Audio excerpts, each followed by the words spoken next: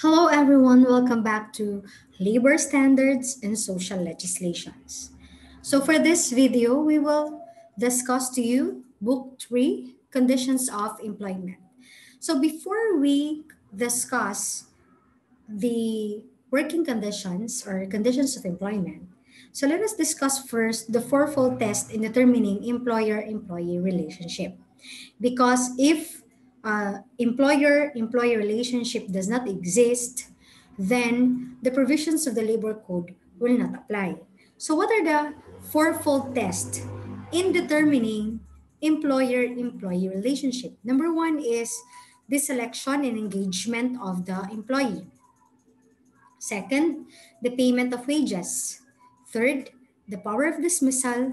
And fourth, the employer's power to control the employee with respect to the means and methods by which the work is to be accomplished. So when you say selection and engagement of the employer must have hired or selected or engaged the services of the employee. And of course, the services rendered by that employee must have a compensation. We call it wages. Dapat meron siyang bayad or payment of wages. Third is the employer must have the power to dismiss. So we discussed in our previous video that one of the management prerogatives is the power to dismiss, the power to discipline the employee. So sabi natin, kapag ikaw ay employer, you should have the power to discipline your employees. And included in that power is the power to dismiss such employee. So if you cannot dismiss the employee or you cannot exercise such power over the employee, then there is no employer-employee relationship. And therefore, that employee, so-called employee, may not be your employee at all, for purposes of the Labor Code of the Philippines. Fourth is the employer's power to control the employee with respect to the means and methods by which the work is to be accomplished. So, hindi lang yung end or yung end result ng work or ng service ng employee yung kinokontrol ng employer, pati na din yung means and methods by which the work is to be accomplished. An example of that is like us teachers in UM, we are required to report for work in a certain period of time, right? So it is the employer that sets the schedule of the classes, and we are required to conduct first, second, and third examination and fourth examination to conduct consultation. So the means and methods by which our work is to be accomplished is controlled or are controlled by the employer. And therefore, with that control of the employer, not just to the accomplishment or to the result of the work, but also to the means and methods, is an indication that there is an employer-employee relationship. So a written contract of employment is not required for employer-employee relationship to exist. The contract of employment may be oral or written, express or implied. So a contract of employment is like an ordinary contract, which means that it can be perfected by mere consent. So kung nag-agree na kayo na i-hire ka ni employer, tsaka si employer obliges himself to pay you salary or wages, then there is a perfected contract of employment. So it is not required that the employer and the employee reduce that agreement into writing, because a contract of employment is an ordinary contract which can be perfected by mere consent. So it can be oral or it can be written. Diba if you are already working right now, if you have not signed any employment contract, then that is perfectly fine, because an employment contract can be oral or written.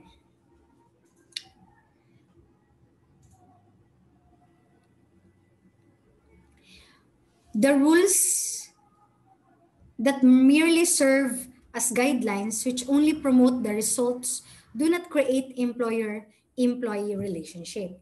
The rules must address both the result and the means employed to achieve the desired result to create employer-employee relationship. So this is the fourth test, no? The control, no? Power of control, not just to the result, but also to the means and methods by which the work is to be accomplished.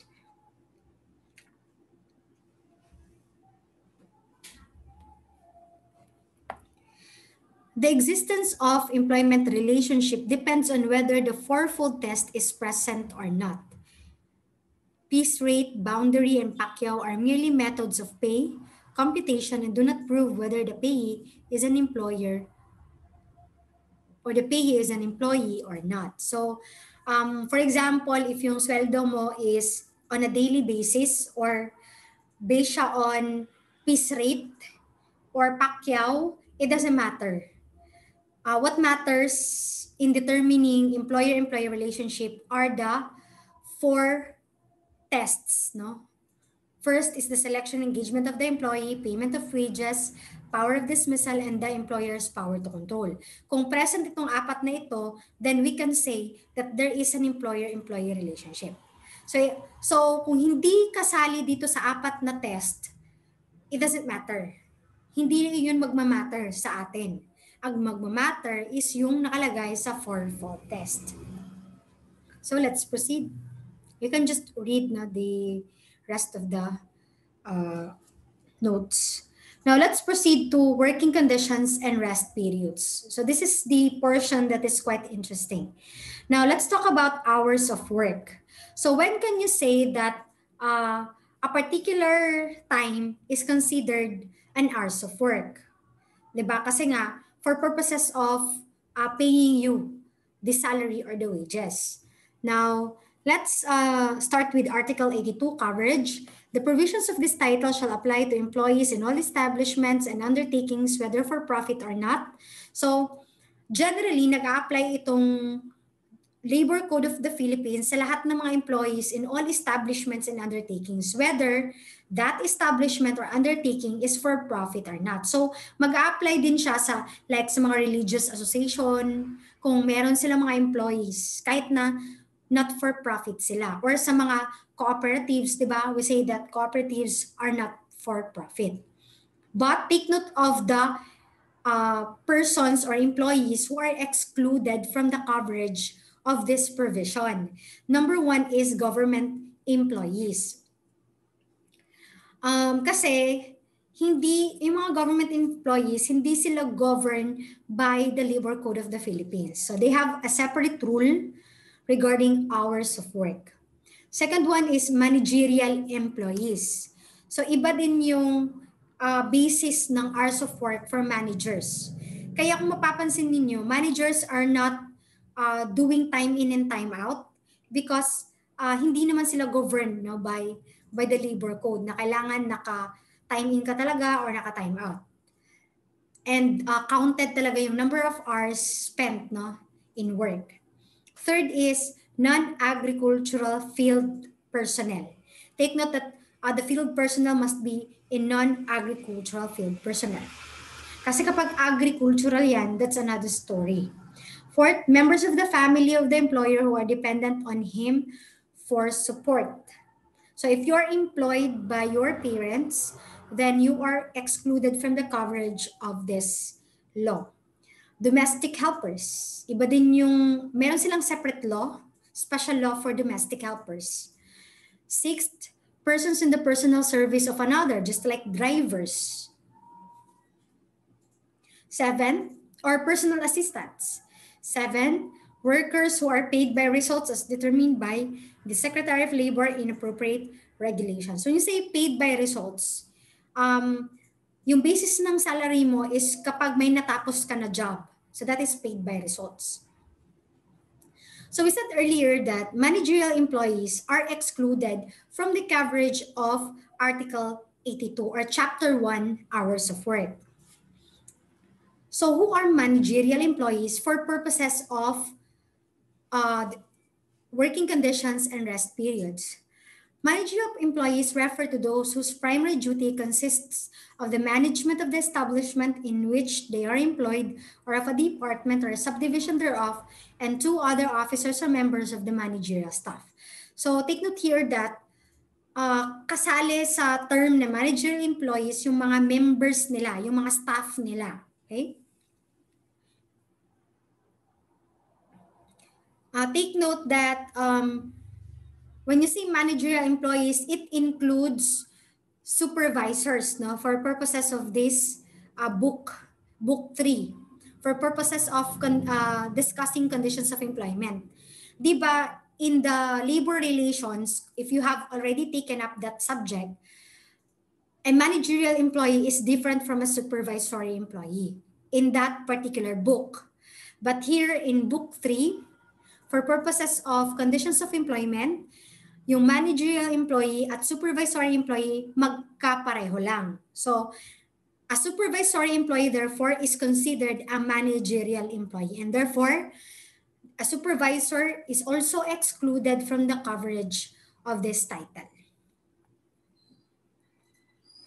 Field personnel. Na-mention natin kanina na yung mga non-agricultural field personnel, hindi sila kasali sa coverage ng Title 1, Working Conditions and Rest Periods. So sino nga ba yung mga field personnel? They refer to non-agricultural employees who regularly perform their duties away from the principal place of business or branch office of the employer and whose actual work or hours of work in the field cannot be determined with reasonable certainty. Now, take note here, you take note of the line, they regularly perform their duties away from the principal place of business. And yung actual hours of work nila cannot be determined with reasonable certainty. So, let us say, for example, meter readers of an electric company. If, the nature of their job is that yung mga meter readers, every day, nasa labas yan sila, nag-field work yan sila. And bumabalik sila after ng field work nila sa office. So, can they be considered a field personnel or a non-agricultural field personnel para ma-exclude sila sa coverage ng Title 1 Working Conditions and Rest Periods? So, let us examine the elements of field personnel. Number 1 is they perform non-agricultural work. So, tama yun, di ba? Kasi meter reader sila. So, hindi naman yun agricultural na work. So, non-agricultural work yun siya. Second is, they perform duties away from the principal place of business or branch office of the employer. So, this is also true because their job is focused on doon sa field, di ba? Nagre-read sila ng mga metro, kung magkano yung consumption ng mga members or ng mga consumers. So, basically, their duties are performed away from the principal place of business. Third, his actual hours of work in the field cannot be determined with reasonable certainty. Now, this is the question because ang ginagawa kasi ng mga meter reader, before sila umaalis ng office, meron silang travel order. And merong time doon na nag-out sila, tsaka nagta-time in din sila at nagta-time out. So meaning to say, yung actual hours of work nila can be determined with reasonable certainty kasi hindi naman sila umuwi agad sa bahay nila. Bumabalik pa sila ng office para mag-time out. So therefore, malalaman natin kung ano lang talaga yung number of hours na spend nila for their job. So therefore, yan, X yan, number 3. And lastly, his performance is unsupervised by the employer. Now, in case of meter readers, I don't think so, no, na unsupervised yung kanilang performance. Kasi nga, sabi ko, meron silang travel order at pag uwi nila, nagbibigay sila ng report kung ilang consumers yung na-read nila. At saka meron silang target, no, na i-read in a day. And therefore, we cannot say that their performance is unsupervised by the employer. So therefore, hindi pala ibig sabihin na kung sa labas yung trabaho mo, automatically you are a agricultural field personnel. So you must examine the elements of a field personnel before you can say that that particular employee is a non-agricultural field personnel para ma-exclude siya sa coverage ng working conditions and rest periods. So, I hope I am clear with that, no? Na hindi lahat na nagtatrabaho sa labas tinatawag na field personnel. Magiging field personnel ka lang kung na-comply lahat ng elements ng field personnel. Now, there are two kinds of employment conditions or benefits. Number one is statutory, which means that these conditions and benefits are provided for by the law.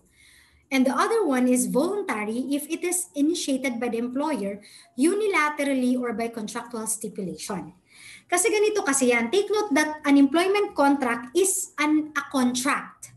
Isa siyang kontrata. Isa siyang agreement.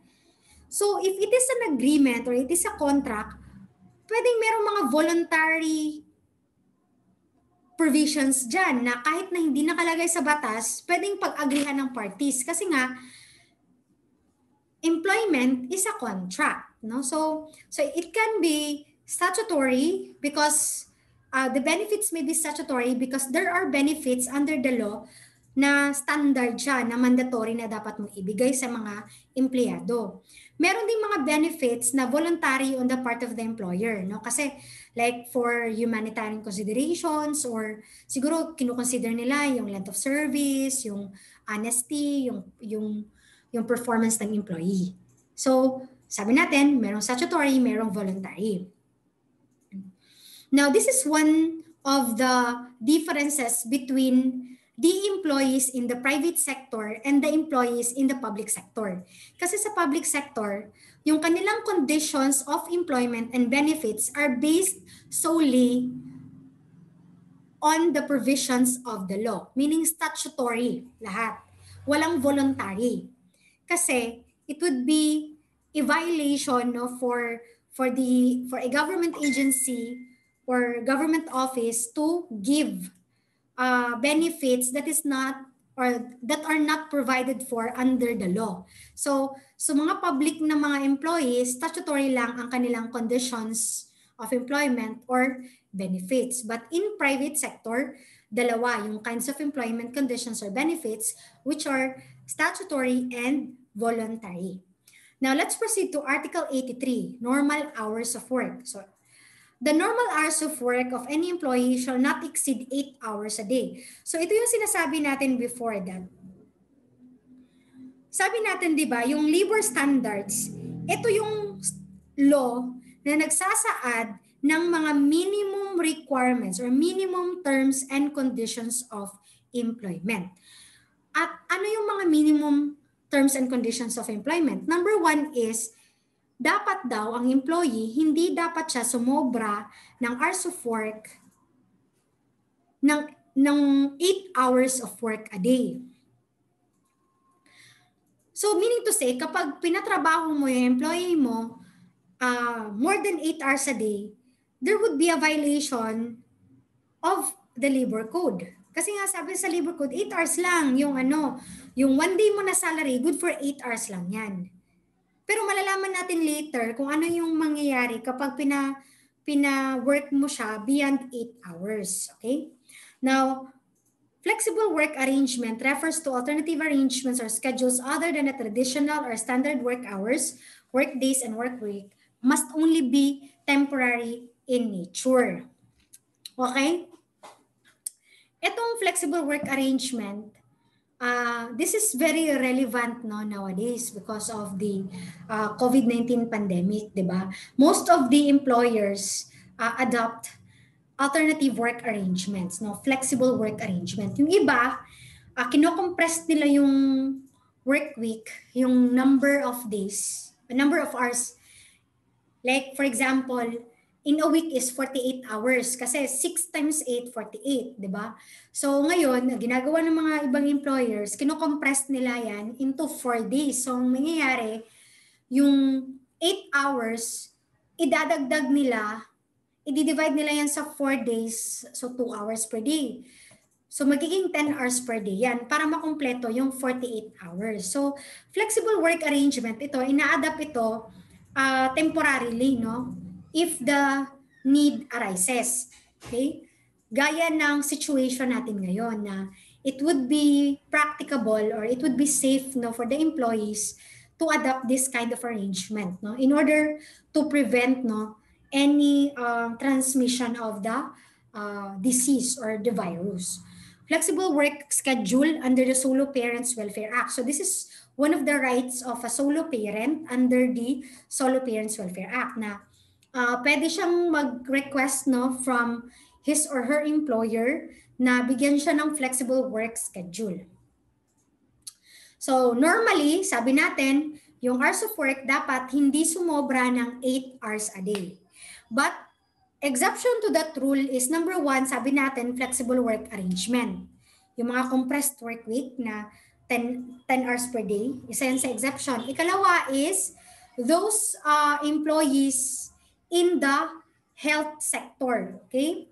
Health personnel na tinatawag natin, no? Kapag ikaw kasi ay health personnel, ikaw ay resident physician, ikaw ay nurse, nutritionist, dietitians, pharmacist, social worker, laboratory technician, paramedical technician, psychologist, midwives, attendants, and all other hospital clinic personnel, kapag napasok ka sa definition na health personnel, ang sabi dito sa labor code na 8 hours a day yung duty mo for 5 days a week. So meaning to say, hindi siya 6 days. No, hindi 6 days yung sa mga health personnel. Pero provided that yung population in the city or municipality is at least 1 million people or in hospitals and clinics with a bed capacity of at least 100. Okay? So kapag yan na-comply, 5 days a week lang, 8 hours a day. So meaning 40 days lang yung duty mo in a week. But if hindi naman 1 million yung population in the city or municipality or yung hospital, well, less than 100 yung bed capacity niya, so the general rule will apply, which is 8 hours a day for 6 days or 48 hours in total, no? And pero dito lang is meron siyang additional compensation of at least 30% of the regular wage for work on the 6th day. Okay? Hours worked, Article 84. So for purposes of computing your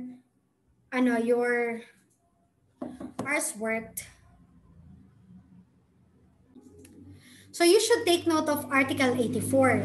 So ano ba yung time or period na pwedeng i-count, no, as hours work para masweldohan ka, para yun yung magiging basis ngayon ng sweldo mo. So under Article 84, hours work shall include all time during which an employee is required to be on duty or to be at a prescribed workplace. So like for example, if you are required to report to work from 8 a.m. to 5 p.m., then this period of time will be considered as an hours worked. And therefore, you will be paid, no, from 8 a.m. to 5 p.m. Kasi yan yung time na required ka to be on duty. And all time during which an employee is suffered or permitted to work. Like for example, you were required to render an overtime work like beyond 8 hours. So that is also yung time na na-extend, no, from 8 hours, yan yung magiging additional hours work mo for the day. So kasi nga you were suffered or permitted to work. Rest periods of short duration during working hours shall be considered or counted as hours work. Like if you have a 10-minute break or 10-minute coffee break. So that is usually done, no, in the employment. Merong coffee break like 3 o'clock in the afternoon, may 15-minute break or 10-minute break. So kahit na merong break na 15 minutes, counted pa rin yan as hours work. So general principles governing determining whether the time spent by an employee is considered hours work. Number one is all hours are hours work which the employee is required to give to his employer, regardless of whether or not such hours are spent in productive labor or involve physical or mental exertion. Like for example, you are required to report to work from 8 a.m. to 5 p.m. Pero from 8 a.m. to 10 a.m., wala kang ginawa, kundi maglinis lang ng desk mo, tsaka mag-open lang ng mga books mo, ng mga papel. Wala kang accomplishment. Okay? Sabi ng law, counted pa rin yun kasi regardless daw of whether or not such hours are spent in productive labor or involve physical or mental exertion. No, kahit nag-Facebook ka lang dyan, so counted pa rin siya. Okay? Kaya lang merong mga disciplinary action ang employer regarding that, no? Kung if you are less productive, then you can be disciplined, no? If meron kayong targets hindi mo na meet, merong corresponding action 'yan. So doon ka lang titirahin ng employer, but with respect to the hours spent, kahit na wala kang ginawa from 8 to 5 for as long as you are required to be in office at within that period or in that entire period, then you are paid. An employee need not leave the premises of the workplace in order that his rest period shall not be counted.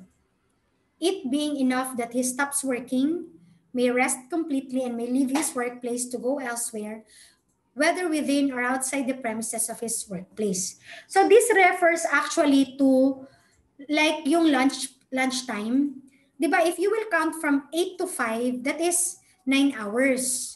Pero kasi, excluded kasi yung 1 hour for lunch break. Kasi 1 hour lang yung lunch break, diba? Now, kahit na hindi ka daw lumabas para kumain, nasa loob ka lang ng opisina, mako-consider pa rin yun na rest period. So, hindi ka pwedeng i-require ng employer na mag-work ka kasi nandito ka sa loob ng office. No. For as long as you can rest completely and you may leave the office at any time. So, the entire time ng lunch break mo talaga, yung from 1 hour na lunch break, will be devoted to your personal needs or to your personal interest. So, yun siya, hindi siya maging count, no? Ma-counted as hours work, no? So, let's say for example, ang employee, hindi siya lumabas, nasa office lang siya during the lunch break. Tapos gusto niyang mag-demand na bayaran siya for the lunch break. The answer is no, because while it is true na nandito ka lang sa office, you can do anything naman you want and you are not obliged to perform your job during that period, and therefore that will not be counted as an hour's work. If the work performed was necessary or it benefited the employer or the employee could not abandon his work at the end of his normal working hours because he had not replacement, all time spent, he had no replacement rather, all time spent for such work shall be considered as the hour's work if the work was with the knowledge of his employer or immediate supervisor. Like for example, merong meeting. Yung meeting nag-start 3 p.m. Ngayon, natapos siya ng 7 p.m. Yung out mo supposedly is 5 p.m. Pero hindi ka pwedeng makaalis kasi hindi pa tapos yung meeting. So sabi dito, yung time talaga na necessary na nandun ka, tsaka hindi mo matapos-tapos yung work mo, hindi mo ma-abandon kasi hindi pa tapos yung meeting, will be considered hours work. The time during which an employee is inactive by reason of interruptions in his work beyond his control shall be considered time either if the imminence of the resumption of work requires the employee's presence at the place of work or if the interval is too brief to be utilized effectively and gainfully in the employee's own interest. Ang example nito is, for example, nag-brown out. So yung brown out is like 15-minute brown out lang. So ang mayayari, kahit na merong 15 minutes lang na brown out, kasali pa rin yun sa hours work. Kasi hindi mo naman, the time is too brief to be utilized effectively and gainfully, no, in the employee's own interest. Pero kung kunyari 1 hour na yung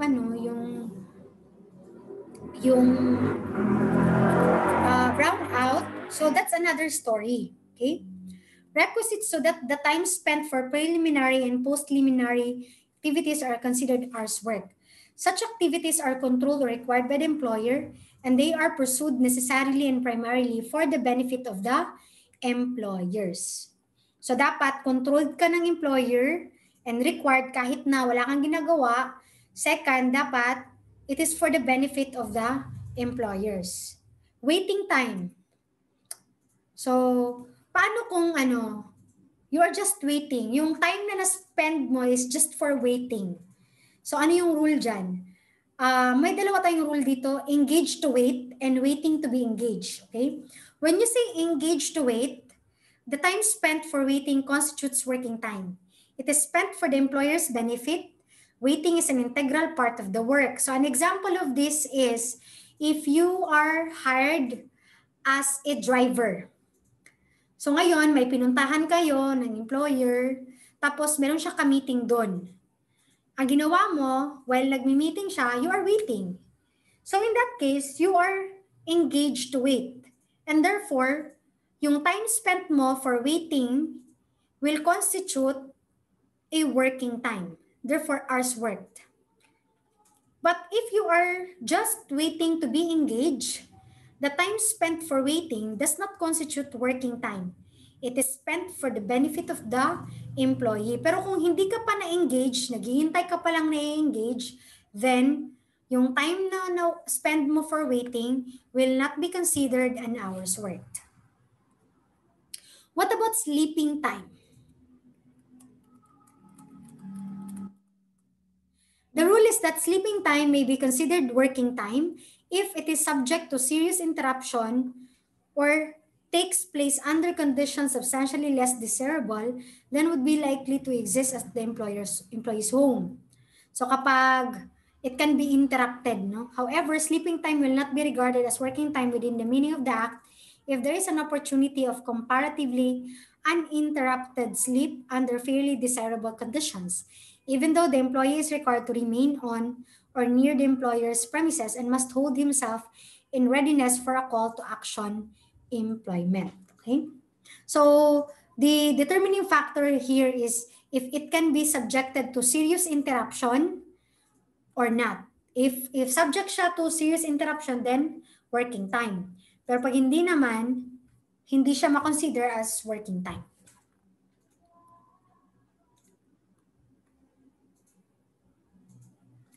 If the laborer is required to be at his place of work or so close thereto that he cannot use the time effectively for his own purpose, before or after the regular working hours and within the call of his employer, the time he stays in the place of work should not be counted from his working hours.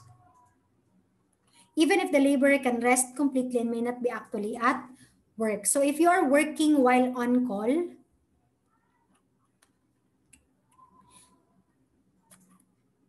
okay, so like for example, you are on call, like anytime pwede kang tawagan, etc.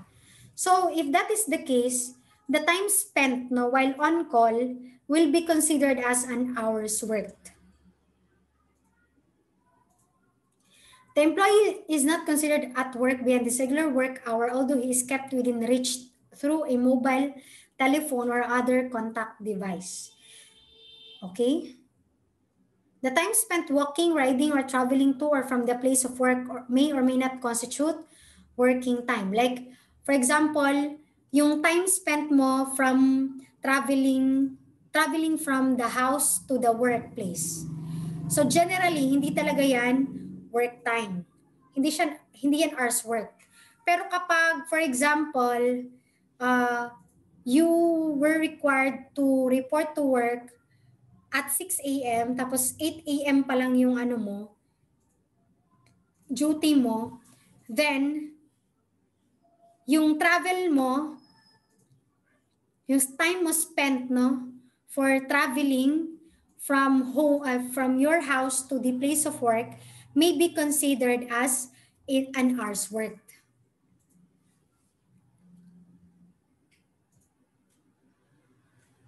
So, sabi dito, when an employee receives an emergency call outside his regular working hours, yung sabi natin na 6 a.m. instead of 8 a.m., and is required to travel to his regular place of business or some other work site, all of the time spent in such travel is working time.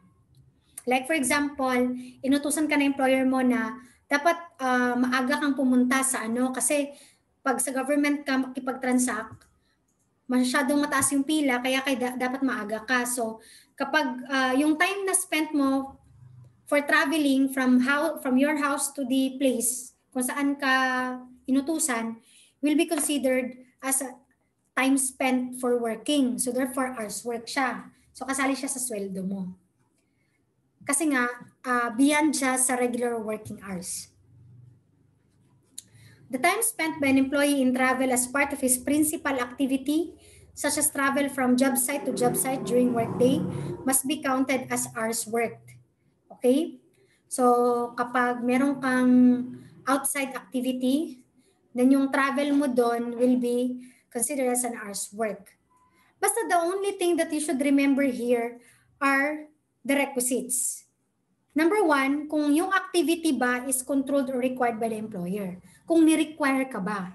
Kasi kapag voluntary yan, like maaga kang pumunta sa opisina, like 5 a.m., kahit na 8 a.m. pa yung opening ng or yung start ng work mo, then since that is voluntary, hindi ka naman ni-require ng employer, then hindi siya mako-consider na hours work yung from 6 a.m. to 8 a.m. And second, that they are pursued necessarily and primarily for the benefit of the employer. So kung time naman na ginawa mo yan, yung time na travel time, yung maaga ka sa office, kung hindi naman yan for the benefit of the employer, then it will not be counted as an hour's work. So yan lang yung dalawang bagay or dalawang matters na kailangan mong balik-balikan, no? Kung ang time ba na in question is considered as an hour's work. Okay? Ayan, basahin na lang yung ibang mga commentaries. Article 85, ito meal periods. Subject to such regulations as the Secretary of Labor may prescribe, it should be the duty of every employer to give his employees not less than 60 minutes time off for their regular meals. Kaya kung mapapansin niyo sa trabaho niyo, meron talaga kayong 1 hour na meal period. And take note that this 1 hour meal period is non-compensable. Walang bayad yan. Kaya nga, 8 to 5 p.m., di ba? 9 hours yan. Kasi yung 1 hour dyan sa gitna, from 12 to 1, will be your meal period. Pero hindi naman yan all the time ha, na 12 to 1 talaga yung meal period. Pwedeng, ang sabihin ng employer, yung sa policy nila, 11 to 12, pwedeng ganun. So hindi fixed, no? Kung ano talagang time yung meal period. Ang sabi lang ng batas, 60 minutes yung meal period. So generally, wala siyang bayad yung 1 hour na meal period. But exceptions to the rule, number 1, when the lunch period or meal time is predominantly spent for the employer's benefit. So kahit na meron kang 1 hour na meal period, meron ka namang ginagawa, most of the time, nagtatrabaho ka pa rin at you are required not to work kahit na you have the 1 hour meal period, then that will be compensable. So may bayad na. Or kung less than yung meal period mo, less than 60 minutes, then the meal period is compensable, like 59 minutes. Pero meron tayong meron tayong guidelines no for meal period. Hindi naman 59 minutes, no? The meal time is not compensable if he is completely freed from duties during his meal period, even though he remains in the workplace. Where work is continuous for several shifts, the mealtime break should be counted as working time for purposes of overtime compensation. Kahit na meron ka meal period, kung may trabaho ka naman during that period, then counted siya as hours work. The employer may change the meal break from 30 minutes fully paid to 60 minutes without pay. Yes. The employer has the right to fix the work schedules of the employee. So, normally, sa ating actual na trabaho, alam natin na yung normal na schedule na meal period is from 12 p.m. to 1 p.m., di ba? Pero, hindi ibig sabihin na yan lang talaga yung time na magmi-meal period ka. Kasi wala namang sinabi sa labor code na 12 to 1 talaga. Ang sabi lang dito, meron kang 1 hour na meal period. So si employer, meron siyang right na mag-fix ng schedule mo na pwedeng 10 to 11 yung meal period mo or 1 to 2, depende yan sa employer. Article 86, night shift differential. Every employee shall be paid a night shift differential of not less than 10% of his regular wage for each hour of work performed between 10 o'clock in the evening and 6 o'clock in the morning. So, kung ganito ang period ng employment mo is from 8 to 5 p.m., ngayon, nag-overtime ka, umabot ka ng 11 p.m. So, ang mangyayari, ang application ng night shift differential is from 10 p.m. to 11 p.m., magkakaroon ka doon ng 10%, no, additional as your night shift differential. Okay? Or let us say, for example, yung mga night shift na mga workers, if you have tried working in fast food chains like Jollibee or McDo, yung mga sweldo ng mga night workers dyan, tawag nila is graveyard shift, meron niyang additional na pay. Mas malaki yung pay nila kapag graveyard yung shift.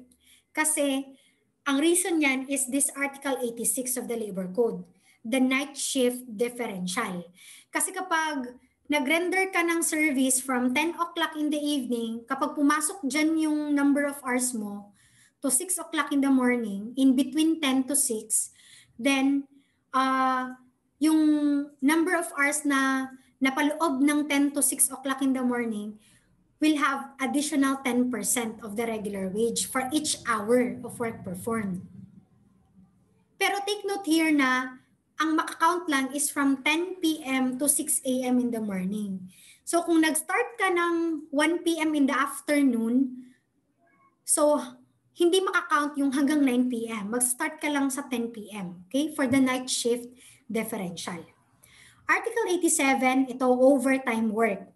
Di ba sabi natin kanina na yung normal hours of work lang daw for a day is 8 hours. So bawal ka mag-exceed ng 8 hours. But there are times na the employer may require the employee to render an overtime work. May mga times na ganyan. Or may mga times na hindi talaga mapipigilan na mag-render talaga yung employee ng overtime work. So, hindi naman bawal talaga na mag-render ng overtime work. Ang importante dyan is dapat may bayad yung overtime work. So, sabi dito in Article 87, work may be performed beyond 8 hours a day provided that the employee is paid for the overtime work an additional compensation equivalent to his regular wage plus at least 25% thereof. Ayan. If, for example, in an ordinary work day, like from Monday to Friday, walang holiday, walang rest day, so meron kang additional 25% sa iyong regular wage for every hour of overtime work. Okay? Pero kapag nag-overtime ka on a holiday or a rest day, meron kang additional compensation equivalent to the rate of the first 8 hours on a holiday or rest day plus at least 30% thereof. So kapag ordinary lang na day, walang holiday, walang rest day, 25% yung additional compensation.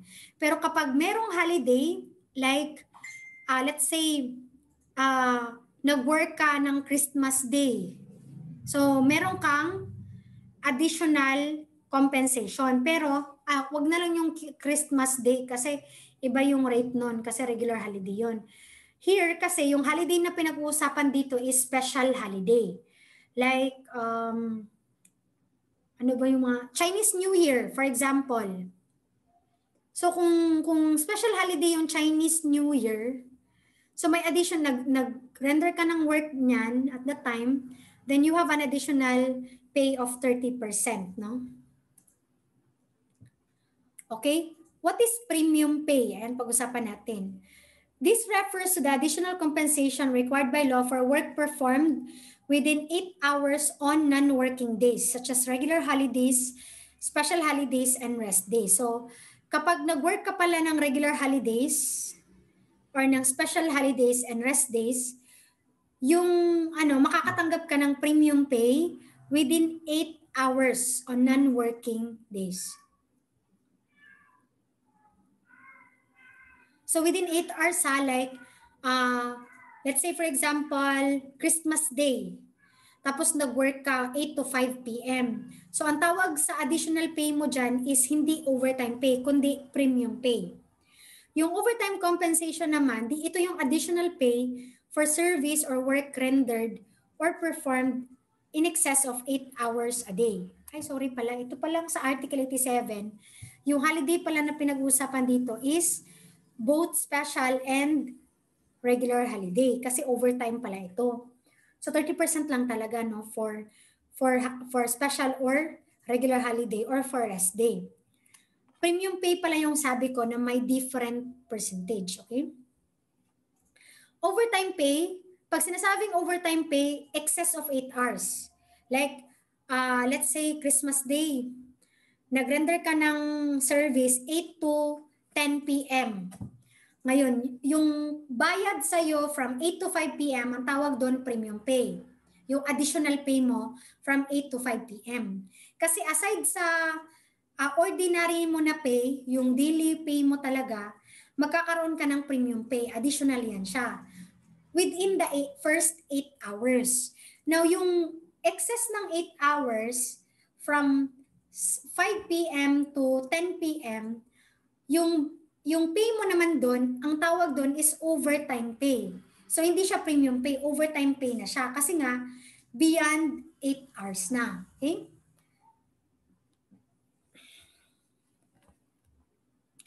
Regular base pay means regular basic pay and necessarily excludes money received in different concepts such as Christmas bonus and other fringe benefits. This is used to compute overtime pay. So, kapag regular base pay, yan yung regular pay mo without premium pay and without overtime pay. Yung tinatanggap mo talaga in an ordinary work day. As a rule, the right to overtime pay cannot be waived. So, hindi siya pwedeng ma-waive. So, kailangan talagang bayaran ni employer sa employee ng overtime pay. Now, let us have an illustration for overtime pay. So, balikan muna natin yung Article 87. Di ba sabi natin, kapag daw ang employee ay nag-render ng work beyond 8 hours in an ordinary work day, mayroon siyang additional 25%. Okay? Pero kapag nag-render siya ng work beyond 8 hours on a holiday or rest day, hindi 25% yung additional, kundi 30%. Ayan. Kailangan yung tandaan yan. I-distinguish nyo ang dalawa. Okay? Kailan ba ang 25? Kailan ba ang 30? Now, sabi natin, ayan, tingnan nyo ang illustration of overtime pay. Pag ordinary day, 100% of your regular base pay plus 25%. Yan yung illustration natin kanina, di ba?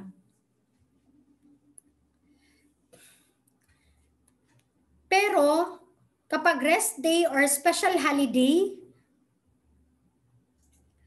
magkakaroon na tayo ng 130%. Ma'am, saan mo kinuha yung 130%? Explain muna natin yung premium pay. Saan mo yung premium pay? Punta tayo sa premium pay. Ayan. Right to holiday pay. Every worker shall be paid his regular wage, daily wage during regular holidays, except in retail and service establishment, regularly employing less than 10 workers.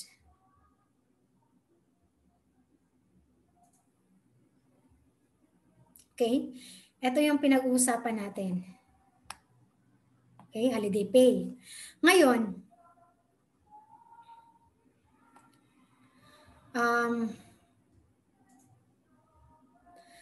sabi dito, mayroon daw bayad on a regular daily wage kapag mag-render ka sa regular holidays.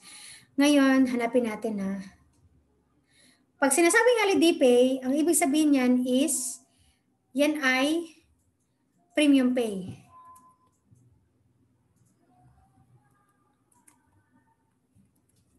So, ayan, yung mga regular holidays.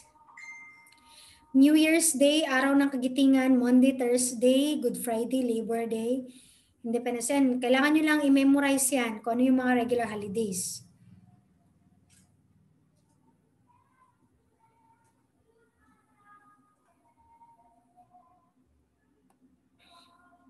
Okay? So, saan ba dito makikita yung ano?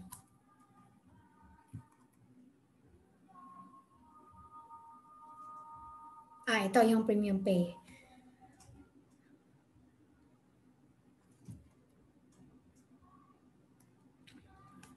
When employer may, compensation for rest day, ito, Article 93. Compensation for rest day, Sunday or holiday work. Ito na yung premium pay, yung tinatawag nating premium pay. Where an employee is made or permitted to work on his scheduled rest day. Ito, rest day to ha. Kunyari, rest day mo tapos pina-work ka. So, meron kang additional na 30% sa regular wage. Okay? When the nature of the work of the employee is such that he has no regular work days and no regular rest days can be scheduled, he shall be paid on additional compensation of at least 30% of his regular wage for work performed on Sundays and holidays. Okay? Work performed on any special holiday, ito, special holiday. Magkano ang additional? 30% yung additional kapag special holiday. Kapag yung holiday, yung special holiday, nag-fall siya on a rest day. Kunyari Saturday, tapos merong special holiday din. Then, pinatrabaho ka na employer mo. Yung Saturday na yan is your rest day at the same time as special holiday.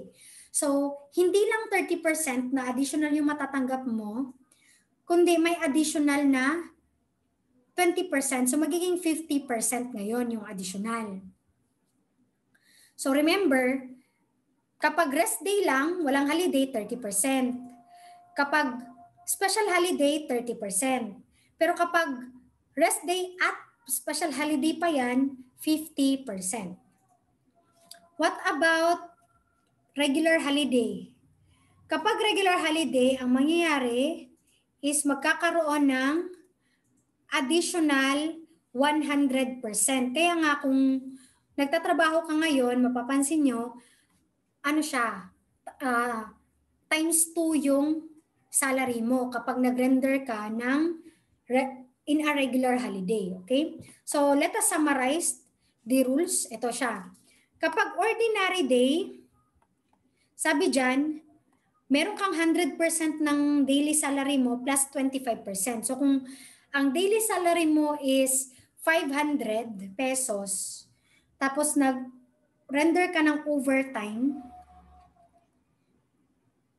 500 times 30%, that is 150 pesos. So, plus 500, so magkakaroon ka ng 650 pesos na sweldo on that particular day. Kasi nag-render ka ng overtime.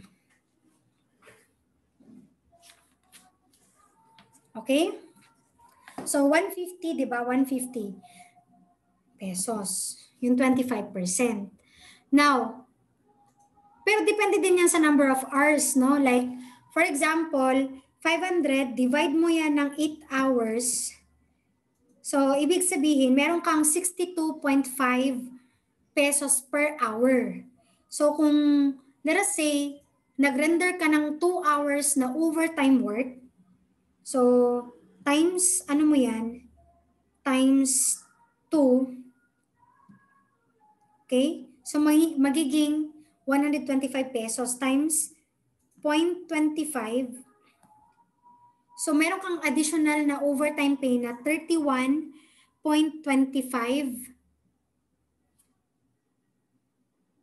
Ay, sorry, hindi. So, gaya ng example natin, 500, divide mo yan ng 8 hours. So, yung regular talaga na hourly rate mo is 62.5 pesos. Now, kapag nag-render ka ng overtime, let us say 2 hours na overtime, so i-times 2 mo lang yan. Hindi pala, i-times mo lang yan ng 0.25 kasi yun yung additional. So, mag-add ka ng 15.625 sa 62.5 na hourly rate. So yung hourly rate mo, overtime na hourly rate mo is 78.125 pesos, di ba?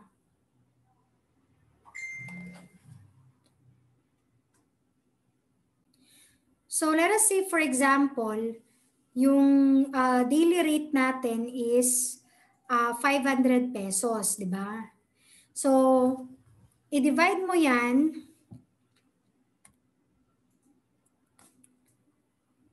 So, yung 500, i-divide mo yan ng 8 hours. So, meaning to say, ito yung hourly rate mo. This is your hourly rate. So, ibig sabihin yan, kung 8 hours, so magiging 500, di ba? What if, for example, nag-render ka ng 2 hours overtime? So, magkano yun ngayon ang salary mo? So, ang pag-compute niyan is ito. Etong hourly rate mo, imumultiply mo yan ng 0.25 kasi yan yung additional compensation on an ordinary workday. Tapos, yung 15.625, i-add mo yung hourly rate plus basic hourly rate plus the overtime, additional na overtime pay. So, meaning to say, ito na yung overtime hourly rate, di ba? So, yan na yung overtime hourly rate mo. So, ang mangyayari, since meron kang 2 hours na overtime, so ito siya, i-times 2 mo lang yan. Times 2, di ba? So, meaning to say, 78.125 times 2, ito ngayon yung overtime pay mo. Overtime pay. Overtime pay pa lang yan. So, plus mo yung ordinary pay mo, daily pay mo, or daily rate, na 500. So, meaning to say, yung matatanggap mo na sweldo for that day is 656.25 pesos. This is your salary for the day. Kasi nga, meron additional na 156 pesos na overtime pay. Take note that this is in an ordinary work day. Walang holiday, walang rest day. Now, puntahan natin ulit yung rule natin. What about merong rest day or merong special holiday pero hindi siya sabay or kasi ang nakalagay. So it's either rest day or special holiday. So ang rule is 130% plus 30%. Okay? Let's say nag-render ka ng overtime. 30% na siya kasi sabi dito sa Article 87 kapag meron daw holiday or rest day, 30% yung additional. Okay? So let us illustrate, no? Illustrate natin. Say for example, same lang na scenario.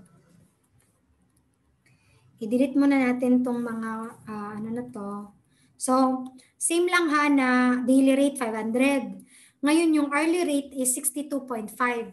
Let us say for example, yung araw na nag-render ka ng service is a special holiday. Sabi ng labor code, 30% additional. So, ang una mong gagawin is, before mo yan ayan. Sorry, tanggalin muna natin to. Delete. So, ito ang mangyayari. Itong 500 pesos, hindi yan magiging daily rate mo ngayon. Kasi nga, take note na meron tayong premium pay.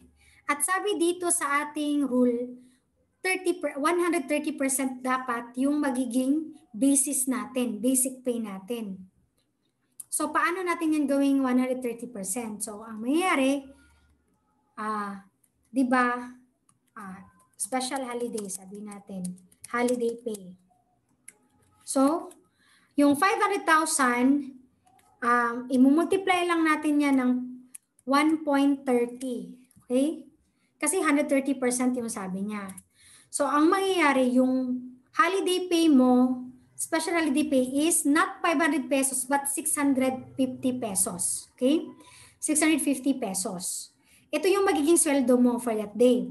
Dahil yan yung sweldo mo for that day, yan yung magiging basis natin for overtime pay. Let us say, for example, 2 hours yung overtime pay. So, ngayon, pagkatapos niyan, kunin mo yung hourly rate. The hourly rate is, divide natin ng 8 hours. So, ito yung hourly rate mo, 81.25 pesos. Hindi pa yan yung overtime rate ha, kasi kailangan mag-additional ka pa ng, magkano yun? Magkano yung additional natin? 30%, kasi this is a special holiday. Sabi ng Article 87, may additional daw na 30%. Okay? So, balikan natin yung Excel. So, meaning to say, eto siya times 0.30%, right? So, meron kang additional 24.375. So, ang overtime hourly rate mo, add mo lang yung dalawa. Ito sila, add mo. So, 105.625, okay? Yung daily rate mo, hindi daily rate to, dapat special holiday pay, ilagay mo dyan na 650 pesos. So, ang mangyayari is, yung salary mo for the day is 861.25. Mas malaki siya, di ba? Kasi nga, aside from the overtime pay, meron kang premium pay na for special holiday. Okay? Kaya 861.25. Now, punta tayo sa third, rest day which falls on a special holiday.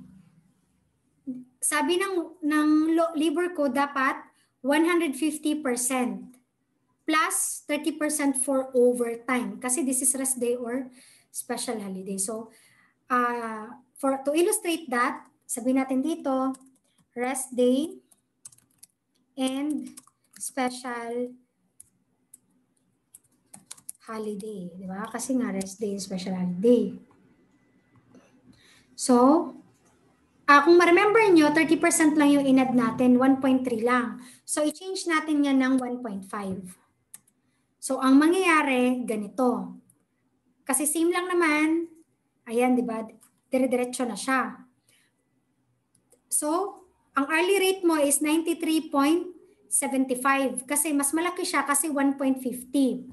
Ngayon, yung overtime, 30% pa rin, walang nagbago. So, instead na 24, ngayon naging 28 kasi lumaki yung ating base. Okay?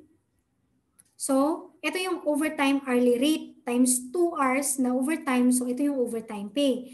Ito, i-change lang natin. Okay? Instead na 650, gawin natin 750. Kasi 750 na yung rest day and special holiday pay. Okay? So, ito na yung magiging sweldo mo. Okay? 993.75 for that day. Kapag na-fall siya on a rest day and at the same time on a special holiday. Now, what if nagtrabaho ka on a regular holiday? Take note of the percentage, 200%. Okay? So, ang mangyayari, ganito. Change na muna natin to, holiday, regular holiday pay. So, ito napansin nyo, 1.5 kasi rest day and special to. So, change natin yan ng 2 kasi 200%. So, magiging 1,000 yung regular holiday pay mo with the premium pay on a regular holiday. So ang hourly rate mo naging 125 pesos. Kasi i-divide natin itong 1,000 by 8, magiging 125 pesos per hour. Now, wala namang pinagkaiba kasi sabi dito plus 30% lang naman sa overtime. So same pa rin. 30%. Ayan. Diba? From 125 times 0.30. So ngayon, 37.5 yung additional na overtime pay. So ang overtime hourly rate mo na ngayon is 162.5 times 2 hours na overtime. So naging ang overtime pay mo is 325 pesos. Ito, i-change natin to ng 1,000 pesos. So magiging 1,325 yung sweldo mo for that particular regular holiday. Okay? Now, rest day which falls on a special holiday. Ito, mabigat, no? Lalong lumalaki yung sweldo mo. So, ang mangyayari is, ang nangyari dito is, rest day mo pa, regular holiday pa. So, this is not special. This should have been regular holiday. Okay? Teka. I-correct natin yan. Hindi yan special, kundi regular.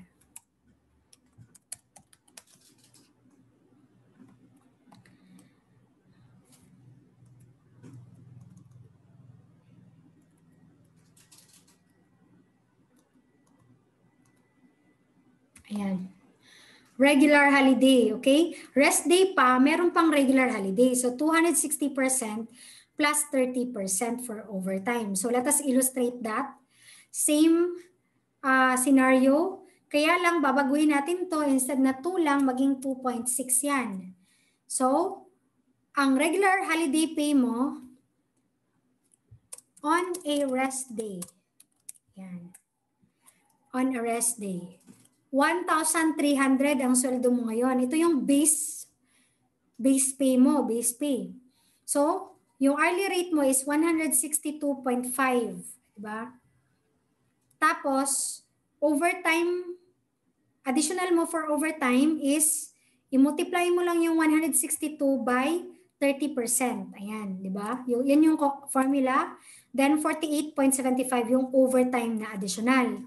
Then, 162.5 plus 48.75, the total is 211.25. Yung overtime hourly rate mo. Times 2 hours overtime, so yung overtime pay mo is 422.5. Tapos ito, i-change natin ng 1,300. Ayan. So, yung sweldo mo for this day, regular holiday on a rest day, falling on a rest day, then 1,722.5. So that is how you compute for your salary. Please take note of that. Now let's go to Article 88, undertime not offset by overtime. So simple lang ito. For example, na-late ka ng 1 hour. Tapos later, in the afternoon, nag-render ka ng 1 hour overtime. So sabi ng batas, hindi daw pwedeng offset yung 1 hour na undertime sa 1 hour na overtime. Ang mangyayari, you will be, kunyari hindi nagde-deduct ng undertime yung employer. You can be sanctioned or there could be a disciplinary action against you for being late, diba? For tardiness. But you can still be paid with an overtime pay. No? Kasi hindi siya pwedeng i-offset. Now, let's go to Article 89, emergency overtime work. Any employee may be required by the employer to perform overtime work in any of the following cases. So, generally kasi class, yung employer, hindi niya pwedeng pilitin yung employee na mag-render ng overtime work. Kasi sabi ng batas, ang work lang talaga is 8 hours.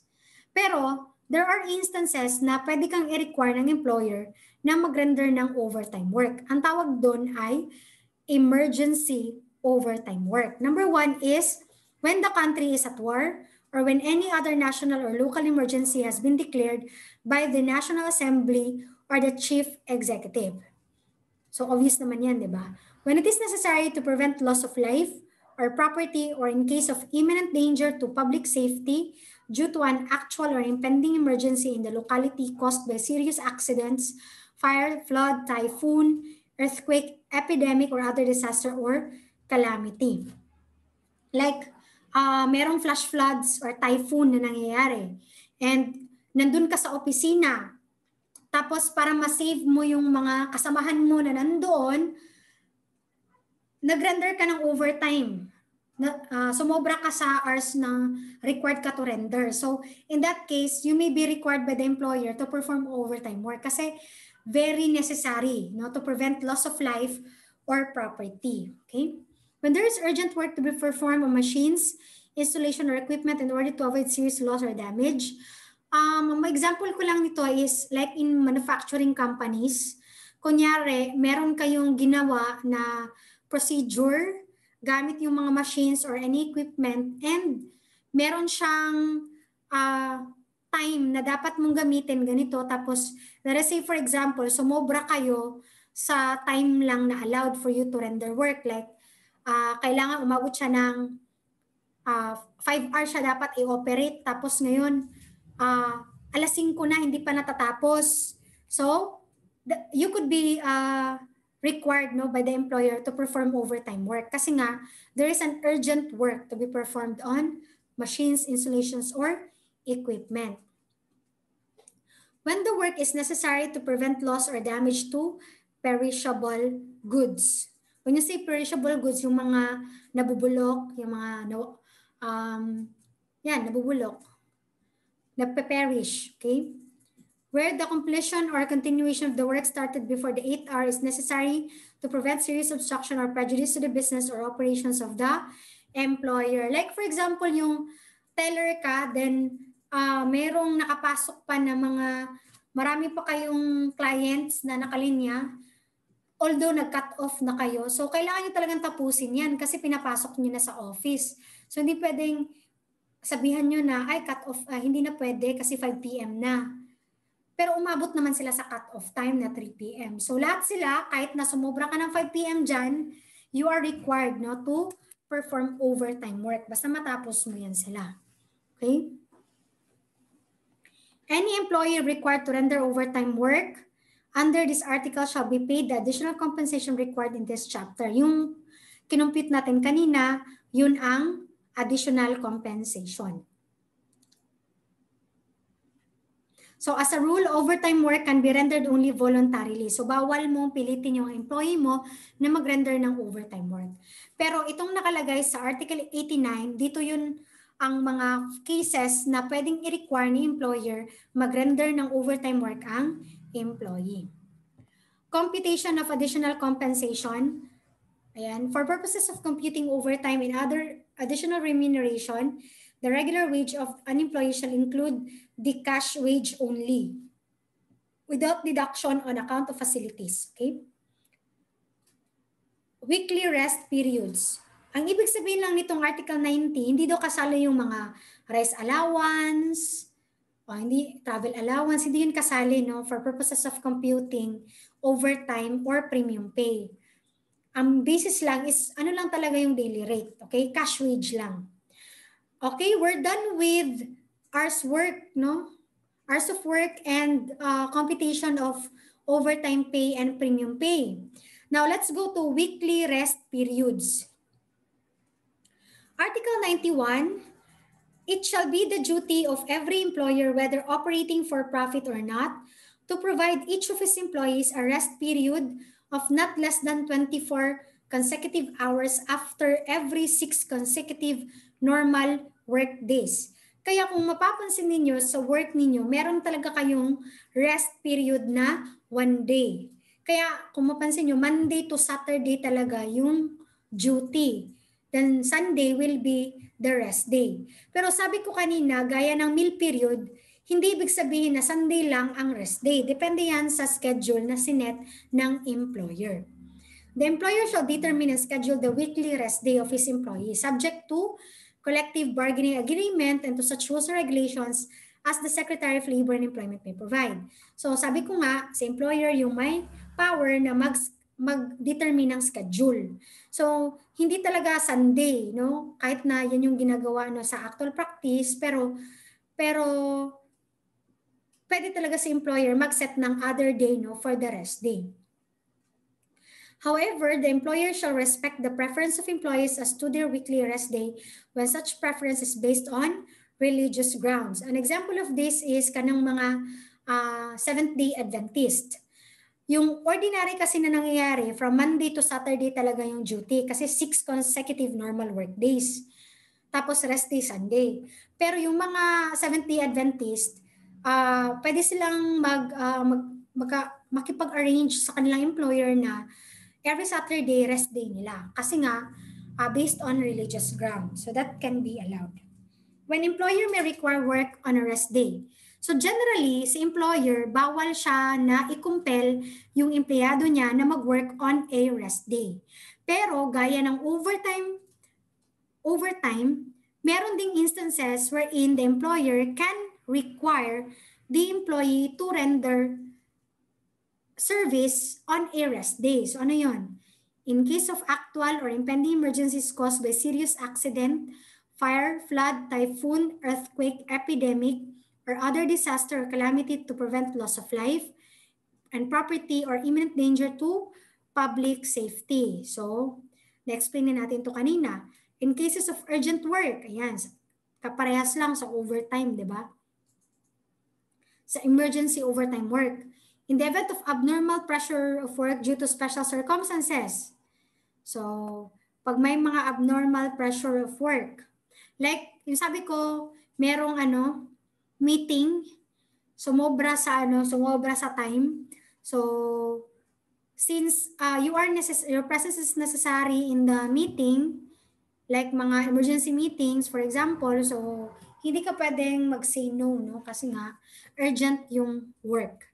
In the event and abnormal pressure of work pala, due to special circumstances. To prevent loss or damage to perishable goods, gaya lang din sa emergency overtime work. Where the nature of the work requires continuous operation and stoppage of work may result in irreparable injury or loss to the employer. Okay? And under other circumstances analogous or similar to the foregoing. Okay? Article 93. Ito yung premium pay. Binasa na natin to kanina. Ito yung basis ng premium pay. Now, let's go to Chapter 3, Holidays, Service Incentive Leaves, and Service Charges. Right to holiday pay, ayan, sabi na natin to kanina na the employee is entitled to receive regular daily wage during regular holidays. But if the employee is employed in retail and service establishment with less than 10 workers, exempted sila from this requirement.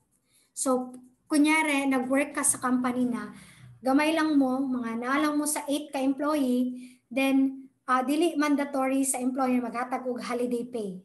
Sorry to say that, no? So, when you say holiday pay, it is a pay given by law to an employee even if it does not work on a regular holiday. It is limited to regular holidays listed by law. So, ang ibig sabihin lang nito, kahit na hindi ka nag-work on a regular holiday, meron ka pa rin 100% na pay. Kasi sabi dito, every worker shall be paid his regular daily wage during regular holidays. So kung 500 pesos yung regular daily wage mo, magkakaroon ka din ng 500 pesos for that day kahit na hindi ka nag-render ng service. Pero kapag nag-render ka ng service, kaya siya nagta-times 2. 'Di ba? Yung sa computation natin, nagkakaroon ng premium pay na 100% additional. Pero kapag hindi ka nag-render ng work, meron ka pa ring pay, yung regular daily wage mo for that day. So remember the regular holidays.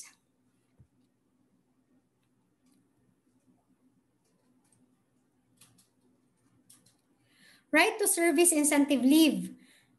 Every employee who has rendered at least 1 year of service shall be entitled to a yearly service incentive leave of 5 days with pay. So, kung ikaw ay nag-render na ng 1 year service, meron kang 5 days na service incentive leave. May earn mo yan, pwede kang mag-leave. Leave means mag-absent,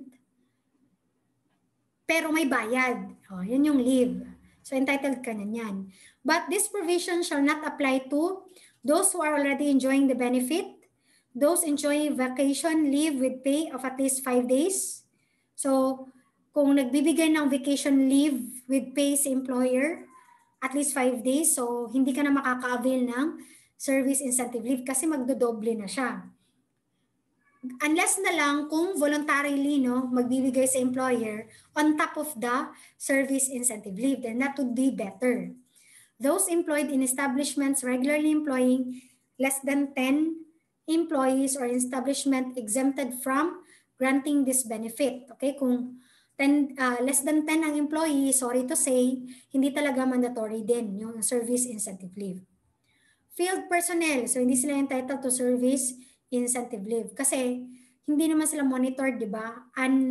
Unsupervised sila. Other employees whose performance is unsupervised by the employer.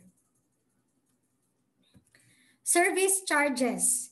All service charges collected by hotels, restaurants, and similar establishments shall be distributed at the rate of 85% for all covered employees and 15% for management.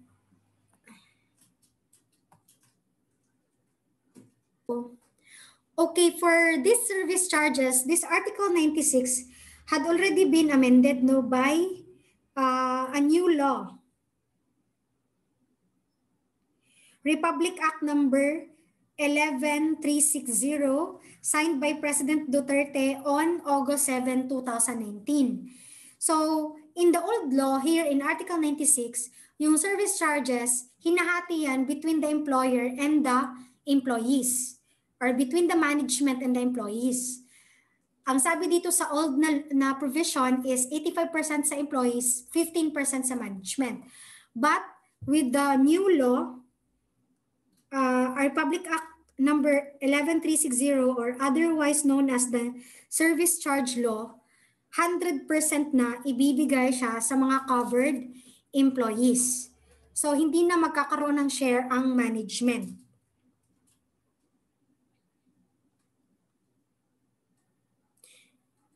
So ano pala itong service charge? I don't know if you have experienced dining in a restaurant na kung makita nyo yung kanilang resibo, merong service charge. So, yung service charge na nakalagay dyan, let's say 2%, 1%, yan yung nire-refer dito sa Article 96. Meron niyang distribution before, 85% of that will go to the covered employees and 15% will go to the management. But now, in the new law, lahat ng service charge na yan, yung 2%, will go to the covered employees. So, itry nyo na mag-dine sa, Sheshe. Meron yata silang service charge. Okay, so try mo mag-dine doon.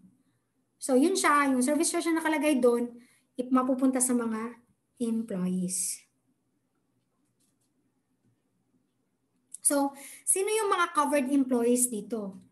Yung mga covered employees dito, lahat ng employees except the managerial employees. So, ang hindi lang kasali is yung mga managers. And take note that yung definition ng managers natin for purposes of this book, Conditions of Employment, includes supervisors. So, hindi sila kasali sa tinatawag nating covered employees. So, hindi sila maghahati, Hindi sila makakantanggap ng share sa service charges. Okay. So, our next topic will be wages, and that will be discussed in our next video. So, that is for this video. I hope you learned, from our topic for today, and see you next video. Goodbye, everyone.